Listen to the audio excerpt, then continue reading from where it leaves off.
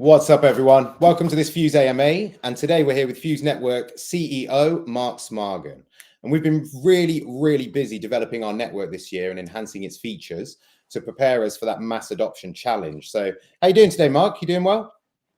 Good. Hi, everybody. It's good to see you, man.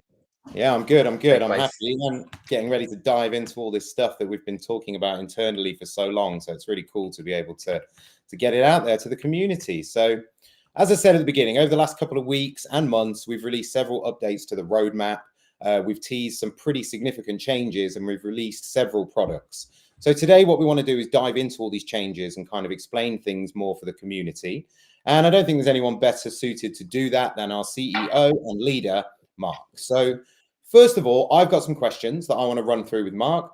And then we've got some really cool community questions that came in. So we're going to dive into those as well. So hold tight. We've got some Fuse Alpha and it's incoming. But first off, let's go into the basics. So Mark, earlier on, about a month ago now, at the end of Q3, we released an updated roadmap. And what I want you to sort of outline here is why are we making these changes? And I want to start here because I think it's important for us to outline our ambitions with AA, Account Abstraction, and ERC 4337 integration. I think it kind of sets the tone for where we're headed. So, Mark, in brief, why are we making these changes to our roadmap and why are our community seeing this? Tell us some more, man. Yeah, so first of all, we're basically had a lot of changes during the year. I think this year for the entire crypto ecosystem was kind of like back to the drawing board. 2022 and 2023 were periods where a lot of business models, a lot of assumptions were tested. And I think what kind of like grabbed us in the middle of the year, like the biggest factor was the release of ERC 4337, aka Account Abstraction. And I think Account Abstraction, it's a very abstract term, as the name implies. Yeah. We've been doing a type of technique that you can call Account Abstraction since day one. And our stack is basically vertical integration of basically trying to think about the use case, which is a consumer-facing side of the puzzle, and connect it with the actual blockchain business logic and blockchain capabilities and contracts. And the only way to do vertical integration is if we have a protocol that we can use. This way, everybody that are building bottom up, we're really focusing on the infrastructure, and everybody that are building top down, focusing more on the use case, can meet in the middle. So I think until ERC 4337, we had ideas, but since ERC 4337, we see those ideas become an ecosystem, an industry. So suddenly, not only companies that are building in silos, but they're actually infrastructure providers that can actually connect the dots. And you can imagine this ecosystem evolving into something much bigger. So this was something we can't ignore. We think we can lead the ERC 4337 space because we have a lot of knowledge about the problem that we're trying to solve. I think ERC 4337, like other protocols, like other blockchains, are a solution looking for a problem. And I think what we have on Fuse is really traction from those types of use cases that can really benefit ERC 4337. So for us, it was a huge challenge, not only to reverse engineer the standard, but also revamp, go piece by piece in all the stack that we've built. That was a nightmare. Took about 6 months. It was released actually last month, and we're now kind of rolling it out in stages. But the idea is to not have a legacy anymore. So basically migrating everything. So we're migrating right now Voltage, and people that go to the App Store, actually this is pretty new. The new version of the app supports both new AA accounts with the ERC 4337 and old accounts side by side. The goal is to deprecate the legacy entirely, We've been running it in production for the last 5 years. So it's a pretty old piece of code. The contracts themselves had to be migrated, so we can't use Argent anymore. The original Argent contracts are not compatible with ERC 4337. So this migration was a huge pain and a huge blocker. And this is why we've been quiet, because we didn't want to say, okay, this is going to be ready in a month. We knew that when it needs to be ready, it needs to be live, it needs to be working, and I really don't like to overpromise and under-deliver. No, I'm with you. Answers the question. Absolutely. I think, and all of the, if I was to ask you the sort of very simple question, you know, we're integrating account abstraction, and some people may not even know, and as you said at the beginning, it's an abstract thing. Just very quickly, Mark, what's the core benefits of account abstraction for new users into the blockchain? And in onboard, we're talking about onboarding specifically here for projects building in Web3. Why is this such a big deal for Web3? Like, some people won't get it at all. They didn't go through all the complex wallet sign-ons that you and I have had to do. Just try and explain that a little bit. Like, why is this such a big deal? Why is everybody talking about this so much? So until now, people don't like to admit it, but it's true. You had to be an investor to use blockchains. Yeah, pretty much every blockchain and every blockchain protocol, especially before the year 2021,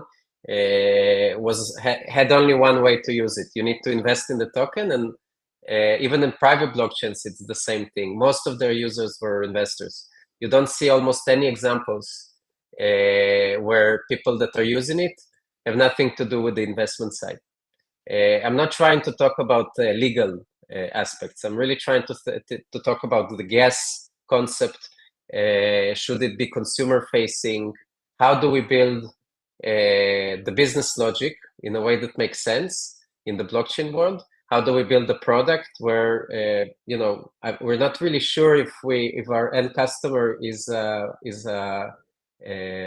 technical person, is an investor, a developer, or maybe it's a corporation. So I think today things are much clearer. So I think in retrospect you can really map it out.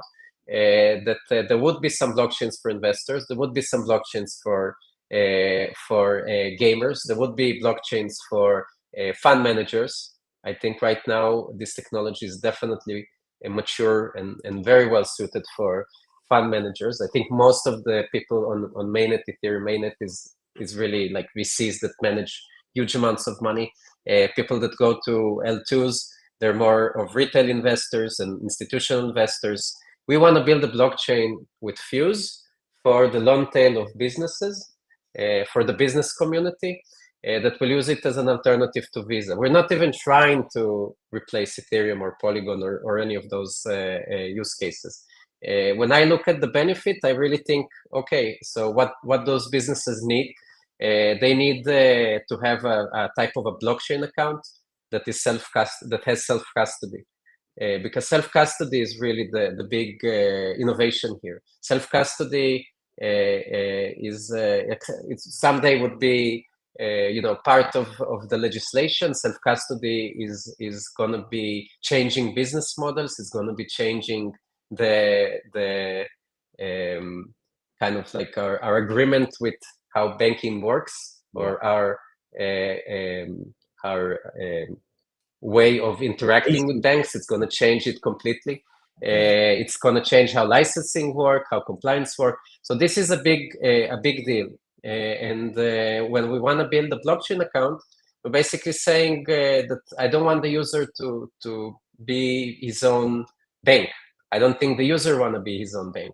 If a user loses his funds, there needs to be a way to plug into some business logic to help him. If a user wants a third-party vendor to help him, there needs to be a way to do it. Right now, the way people use blockchains are pretty big. I would say it's a hacky way to use a blockchain. It's a hacky way, first of all, because you need a special extension. Second of all, because this extension, if you click on the wrong thing, you lose your funds. And the third thing is you're really trying to kind of like have one account across multiple blockchains, every one of them with different technology. This is a recipe for losing money. So to get it to the next level, we need account abstraction. We need to be able to create contracts that represent people, contracts that represent businesses, contracts that represent merchants. And then on Fuse, we can create really interesting interactions, businesses that create new types of interactions with their customers. Let's say somebody goes to a store and he wants to get a cashback for every purchase, easy as a click of a button. Somebody wants to get a loyalty point every time he makes a new purchase or signs up with a click of a button. Somebody wants to create, I don't know, midnight incentive for cab drivers to get more fare, or like to get more, to supplement the shortage of drivers by using incentives. It should be easy as a click of a button. So I can go on and on. But it should of what suddenly is opened for the business community in terms of functionality, which is all of it is easy as minting a token. Exactly, and it's quite familiar to them in that Web2 way, where they're not being asked to become, engineers or developers in order to build these things and to have access to them. So I think that's one of the real beauties of account abstraction, is that it's going to open the doors for people who perhaps up till now are a little bit afraid of blockchain and kind of participating in there, because for the reasons we said mainly as well, it's not that easy, right? Yeah. So I think the vision is that the users will never know that it's a blockchain behind the scenes. It would feel like Venmo, like Square Cash, like WeChat, like Paytm. Give them what they're already used to and gamify the shit out of it. Basically create easy ways for merchants to take it and customize it and white label it. I would say that's what's missing in crypto. Yeah, no, I agree. And that's our mission. So I think now that we have that's why I wanted to do that, to give a good understanding to everybody, the kind of direction that Fuse is aggressively pursuing. And then now I want to examine some of the recent product releases and explain why these add to that picture, as it were. So recently we put out some articles, we've put out lots of notifications. So we're going to go through these things now. So I want to start with the FuseConsole. So FuseConsole at this moment is different to what it will become later. So tell us more, Mark, about the console. What's the thinking behind this, what it does right now, and then what's the plan for the FuseConsole moving forward? Okay, so Fuse is an EVM. It's running for more than 4 years. Basically, I think in the last 4 years, we built a lot of different tools and different parts of the product. We wanted to create a more holistic approach for token holders that come to Fuse. We didn't want to send them to a bunch of dApps. We don't believe in dApps. We believe in apps. I think if an app has a business behind it, it's an app. And basically, if you look at the portal that we had in the past, which is the studio, it was I think it was less relevant for most of our users. This is why we took it down. We started building a developer interface. It's still live, but we decided to deprecate it and launch a new product that is basically a one-stop shop for all the things on Fuse. Basically, this is how you buy Fuse, stake Fuse, bridge Fuse in, bridge Fuse out of the network, put it on a safe, remove it from a safe, and basically, in the end of the day, paying for the service. So our blockchain is built around, any customer that can come and use it. So this is open for the public. They can connect their MetaMask. If they don't have a MetaMask, they can connect with Google. We assume that the new businesses that we onboard and the operators that we onboard would not necessarily know how to use MetaMask. So we added the option to log in with Google. It's all part of our new SDK approach with ERC4337. So there's a little bit of dog fooding here. We use our own SDK with this product. The whole idea is that it will work for token holders, any token holder on Fuse or on other networks. It's a good UX to basically to put in one place. But the most important thing is that part that you see there coming soon.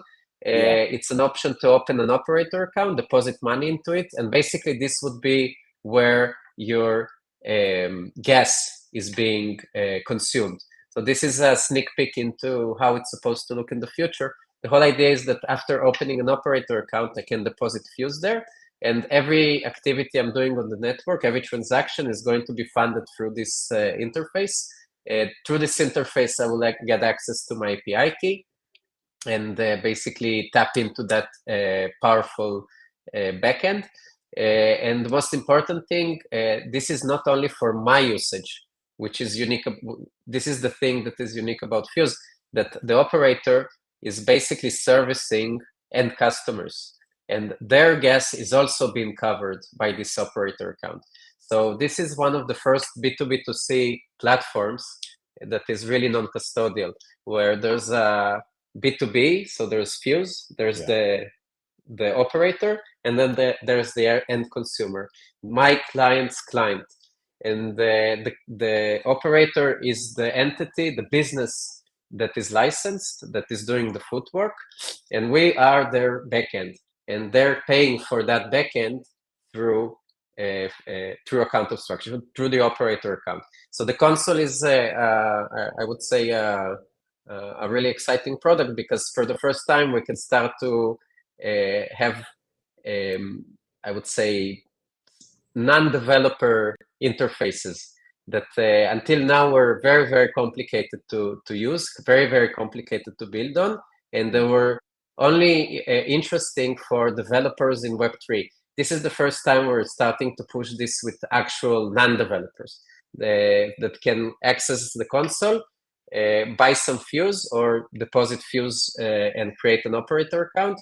And from that point onwards, they have access to a free tier, just like with AWS, just like with other cloud and payment providers. They get access to a free tier. They can start building their products. They can basically launch from A to Z everything they need on Fuse without even talking to us. And once they get to a special, when they reach a special quota, they start to pay through that operator account gas. So we're really trying to make it B2B friendly, not only from the APIs, not only from the UI, UX point of view, but the most important thing is the unit economics needs to be in the B2B2C model. We want our blockchain to fit that use case on the business level, not only on the tech level. So I think this is a match made in heaven, the console with the ERC-4337, just a really good timing for us to start pushing it out. Yeah, definitely. And one of the things that we went through there, and I just really want to draw attention to this, the Wallet Connect kind of aspect of this. You mentioned it, you can log in with your original blockchain wallet, obviously MetaMask, Wallet Connect, but being able to connect with social accounts and actually create wallets on the Fuse blockchain is extremely powerful. And I think really powerful for the developers building on Fuse. This is something we're just showcasing something they can integrate into their applications, right? So I just wanted to pull back to that, Mark, because I really love that and I really want to highlight that a lot. Absolutely. It's a powerful thing we have there. All right, cool. Let's move forward. So we kind of went through, so that's the console. And at the moment, it's a one-stop shop for Fuse token holders. And in the future, it's going to evolve much further. So keep your ears open. In a few, I think, again, it's not, it's like in advanced stages of development. I believe that it's a matter of a few weeks before the end of this year. We're really eager to push it out. We're already testing this. Nice. All right, a little bit of alpha there then, guys. So we're looking towards the end of the year for this as well. So we spoke about the we've spoken about the console and the feature there and the Wallet Connect as well that we spoke about. And I wanted to save the best till last, because one of the most exciting releases we've had in the past couple of weeks has been FuseBox, which is what Mark was referring to at the beginning when we were discussing, refactoring our entire tech stack. This is what we've been doing. And I know Mark is super excited about this. So tell us about FuseBox, Mark. What is FuseBox? And then what's in store for the FuseBox? And, what are we trying to do here with this? Yeah, I want to give a short answer and a long answer. I think I don't want to bore everybody. The short answer, and I think the one that makes the most sense for everybody, but I'm not entirely sure if it's enough. FuseBox is the middleware. FuseBox is actually the piece of middleware that we need to plug those capabilities into any app, whether it's a white label or whether it's a consumer app or a B2B2C app, it doesn't matter. A one-size-fits-all way to speak with the Fuse blockchain. And the amazing part is it's agnostic. Like the plan is not to have it only for Fuse. It's a middleware that is open source. It's basically what we run ourselves, our hosted service. And it's a way for us to really find the best model for Fuse moving forward, because this is not something that we intend to run in the future. So we're building, since day one, Fuse was, our playbook was being a network. We're a network first. We're not looking to run our entire network in our own servers. That was never the objective. We never wanted to replace Visa by another Visa. That wasn't the objective. We want to find a new model, a better model, and we think as a network, Fuse is very resilient and very robust, and has a minimal viable decentralization. Since day one, it was always run by the community. So we wanted the community to run the middleware. We want the community to run the middleware for, I would say, two main reasons. One is that this is not our expertise. I think we're not a cloud company. But we have a lot of validators that are much better at this than us. We have a lot of companies that are really good at this. The second reason, I think that there's no one middleware to run. So bottom line is basically looking at companies that are SaaS businesses relative to companies that are blockchain networks. And you can start seeing really, really big differences in how they work. Our backend is never meant to be a SaaS product, so we're not closed sourcing it and charging for usage. We have a network that has this charge integrated into it, so we want to be the first incentivized kind of like basically middleware solution. When I say middleware, I'm talking about things that you need for our specific use case: check-in balances, webhooks, subgraphs, RPC nodes. When it comes to pricing for stablecoins, SDK for NFTs, minting NFTs, trading NFTs, swapping NFTs, APIs and SDKs for mobile wallets, APIs for foreign exchange conversions, which is how Visa makes a lot of their money. I can go on and on. The middleware tries to think how to make it fault tolerant. So if our company closes tomorrow, your product doesn't die. That's a very important thing, especially for the business community. We're thinking about uptime. Blockchains are, blockchain services are like RPC nodes and stuff like that, notoriously non-performant because it's open source, because it's new. So bottom line, our middleware was closed source behind the scenes. Now we completely rewrote it. It's now upgraded to ERC-4 337. It's now doing a lot more powerful things. It's re-architectured and it's open sourced, and it's going to be basically a part of our Power Validator vision. We want this middleware to be run by the community. So the FuseBox is the focal point of all of our backend. And from this release, we're getting it out in the open. More than happy to get code contributions, more than happy to get feedback. We're starting to kind of roll this out. And the console and the FuseBox, they're really two sides of the same coin. So the FuseBox is the backend, the console is the interface that lets people easy access to kind of to pay for the backend. And if anybody wants to run an instance himself, there's absolutely zero vendor lock-in. We don't have a moat. You can come and live as you want. You can even use the FuseBox on other chains. We believe that people will come to Fuse because Fuse is the most economically viable version, or the most economically fit version of a blockchain to their use case. That's the reason people will use Fuse, not because of vendor lock-in. So that's the reason we open source FuseBox, and that's the reason FuseBox exists in the first place. And currently the FuseBox is a GitHub repository, right? And I know that's the place it's at now. And as you said a minute ago, the FuseConsole and the FuseBox are like two sides of the same story, because eventually what you want here is to have a more user-friendly version of the FuseBox, right? Do you want to just explain that a little bit, Mark? So for businesses, for people not familiar with building using these repositories, we need a solution, right? And that's what we're about to dive into. So I think people need to understand that that building in blockchain is very difficult because the blockchain is doing very little. Most of the heavy lifting is the middleware.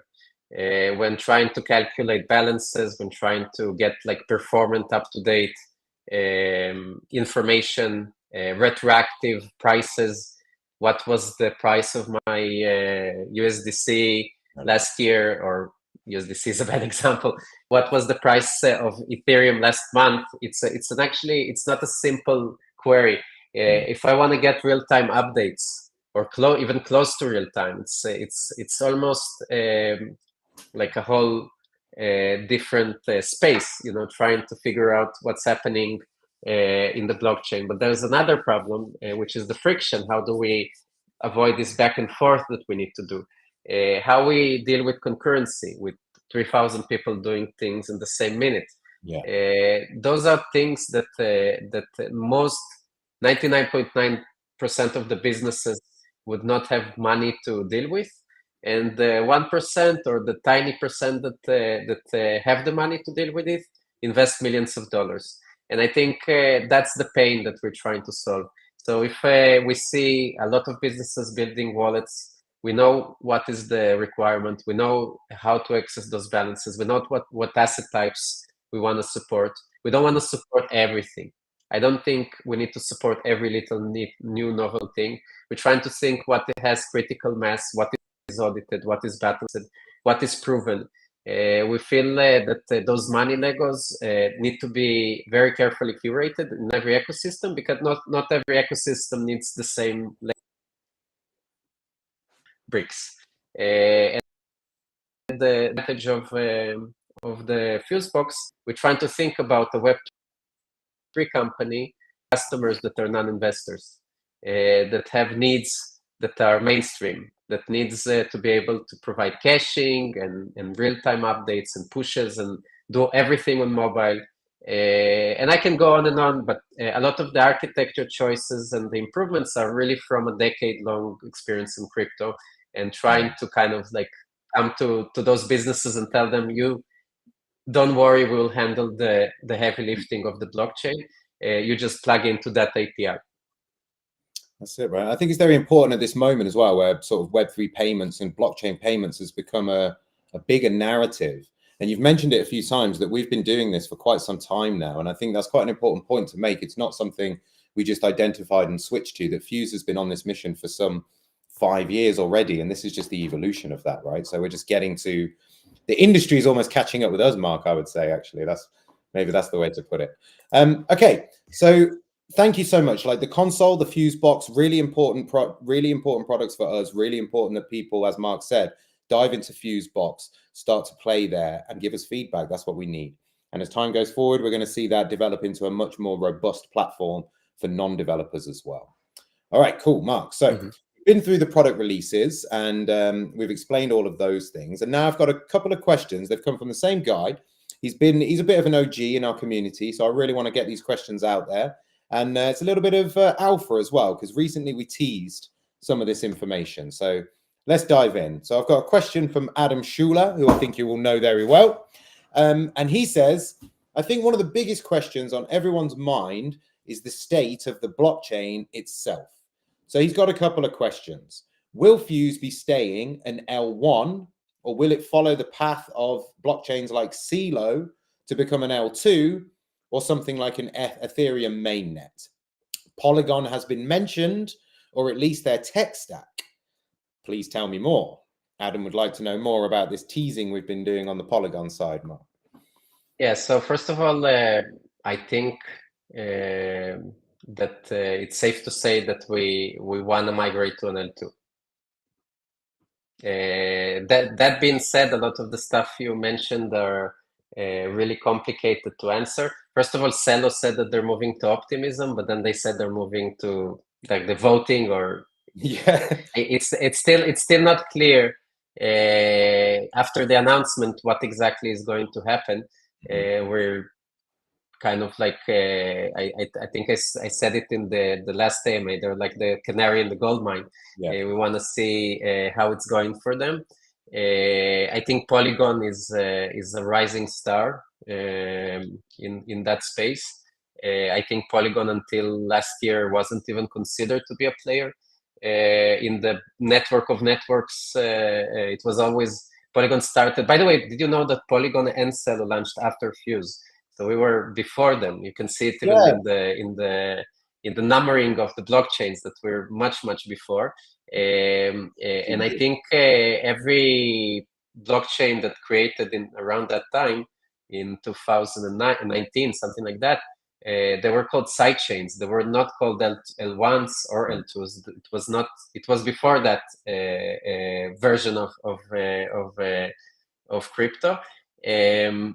L1 became important and interesting, and then L2 became important and interesting. But now, in retrospect, L1 is one thing. L2 is a modular, totally different approach. I wouldn't say that L2s today is the same L2s that we talked about last year. No. The term shifted, the community shifted, the ecosystem got a little bit more evolved, and we stayed doing the same thing. We're trying to avoid like the noise and the drama. But as we announced last week, or was it 2 weeks ago? Couple of weeks. 2 weeks. Yeah.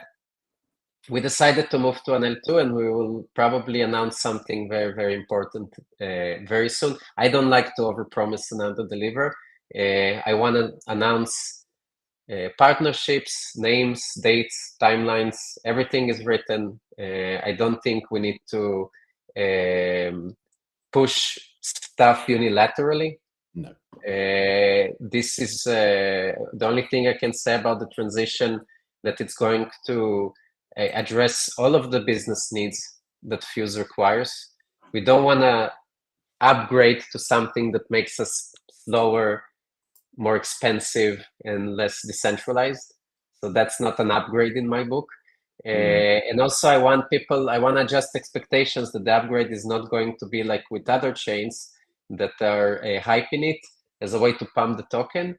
And really promising a quick, okay, in the next month, we're going to become an L2. It's not going to happen over a period of a few days. It's a process. But we're going to not only tell you the plan, we're also going to tell you the specifics. So this is why we need to be really, really careful announcing it, because it's a long-term, I would say, mutual commitment. Exactly. To an ecosystem. So some stakeholders we're talking to, we're already getting some feedback. We want to test the waters also with some questions. And I think things are starting to get pretty finalized. Nice. So we're getting there. So yeah, as Mark says, when things are more fully formed, we will definitely be releasing that info, but we just wanted to get that out there. It's been a big question from the community, obviously, Mark. They wanted to know. So thank you for answering that. I mean, Adam also says at the end here, just as part of the question, he says, personally, I like the idea of using a well-established and trusted blockchain tech stack like Polygon and leaving Fuse to develop its own tech for B2B, P2B, and B2P. But he says, I'd still like to see Fuse remain as its own L1. But that's so a very important note that he said, and I think it makes total sense. The reason we're not just doing infrastructure changes, because in the end of the day, our use case needs to depend on our ability to be drastically cheaper than the competitors. Yeah. I'm seeing costs right now on base 33 cents. For crypto users, 33 cents is very, very cheap, but it's not really sustainable for pretty much anything. With Optimism, you need to pay rent to Optimism, and you need to pay rent to Ethereum. Our costs on Fuse are really, really cheap. The most I would say like our data availability costs are negligible. We could create ways to make it cheaper. We could create ways to make it faster. We could create ways to make it more private. But who needs it right now? If Solana is the fastest blockchain, everybody will use Solana. I don't see a lot of reasons to compete in the Ethereum killer space. I think there's about 5 or 6 really big, important contenders as an ecosystem, which I think in the future people will less refer to as an L1. Yeah, but more of it's like you can really see it's Ethereum, Cosmos, Polkadot, Ava, and now Polygon. Now Polygon, yeah. Maybe I missed someone, but that's basically networks of networks. They're the ones that stick out. Yeah, especially Cosmos as well. So yeah, definitely. Yeah. So the first thing we look at is can we be a part of a big network like this? Because otherwise, what's the point of having a blockchain in the first place? You don't want to be a private blockchain talking only with your centralized offline bank, or I don't know. And the second thing, we look in how to have our really, really low costs. That's not something that is negotiable. If the network is not technically impossible to make it cheap, or on the paper it has to pay rent that makes it unsustainable, then the technology for us is irrelevant. Also, if the network needs so if the network allows for privacy, things like ZK, that's a big factor. So those were basically the considerations. Yeah, they were the major points that we were talking about. And then Adam finally just has one final question. So he's saying, am I correct in assuming that our power validators will act as an L2 to our L1? And if we were to become an L2, would our power validators then be considered an L3? Complicated. I think L2s are the parts that are closer to the customer. And L1s are the parts that are closer to the bank, I would say, or the fund or the business. Power validators for us is a concept that right now we're trying to test. It's just power validators are validators that run extra pieces but basically they run extra pieces of code, like for instance bundlers or webhooks, and we can pay them additional fees for those services. And I think it's less. It does not fit a definition like an L2. Yeah, it's a new role. Just like you have networks like the Graph that have indexers and curators. On our network, we have validators and power validators. Validators just building blocks. Power validators do other value-add services. Yeah. I think that Adam's questions are really good as well. Like he's obviously got some he's curious about certain aspects here. Thank you, Adam, for those questions. I hope we answered those. And if anybody has any more, obviously you can just throw them at us as we go. But thank you, Mark, for today. I really want to thank you for coming on the show and that we just dived into all this stuff. And I think you've done an amazing job of explaining all this. You know, it can be, people like to hear it from you as well. I think it's really important. So there'll be more of these shows coming up. And I think we're going to do another community call just to summarize everything we've been doing in 2023, because it's been so much. It's so hard for people to keep up, I think. So, yeah, we really need to go through that. Absolutely. Yeah, it's sometimes we get lost in it, right? So imagine what the community are feeling like as well. So once again, thank you, Mark. Thank you for your time. I hope everybody out there got a better understanding of the products and the advancements that we're making at Fuse and what we're doing here. If you do have any questions, please reach out. We'll be more than pleased to answer all of those for you.